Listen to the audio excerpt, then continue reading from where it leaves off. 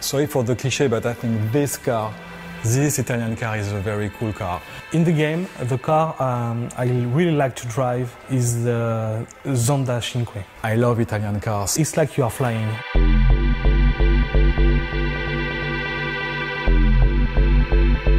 One of the decisions we had to take when we started Test Drive Limited 2, it was do we keep the old racing engine or do we develop a new one? And because we have been a little bit frustrated by the first one and we couldn't deliver the experience we wanted, we decided to rework and to recraft from scratch. For this game, it was quite important how we balanced the handling out. So it's always been about this kind of balance between arcade and simulation handling. And we'd kind of reworked the whole handling to kind of achieve the aim of upgrading this for the new game. To achieve that, what we wanted to do is to have a basis of the physics engine as realistic as possible, so everything is simulated.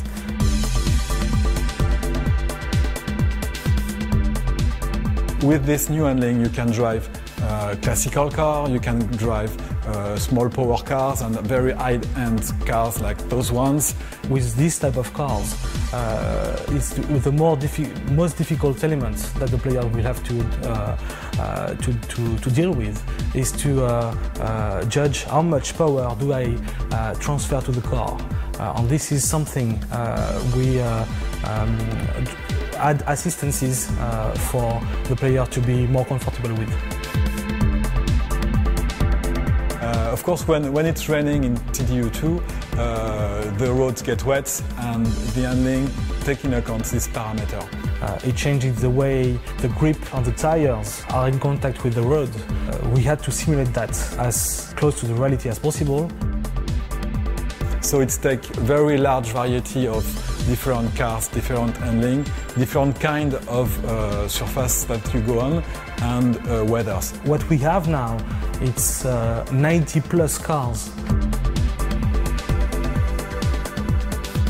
So the beta side of things was an interesting one. I mean, we went into that with, a couple of kind of things we chiefly wanted to achieve.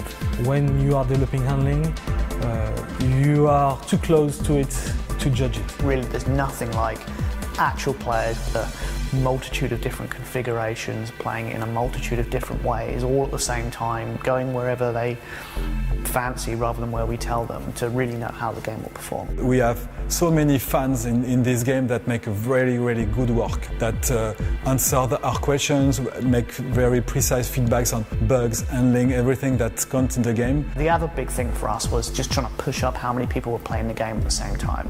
Look what happened in the real world, because there's only so many people you can get internally playing it, even with a nice large test group. It's nothing compared to a real world play environment, so it helped us kind of emulate that. And the good things about Test Drive is that it's a game that we will stay with the community together and continue developing. We've put our heart and souls into this game for the last few years, and we've been working with many of the fans out there to try and get it exactly right and on the nail, and we're all very excited that it's going to be coming out soon. What we are sure is every player will find his car.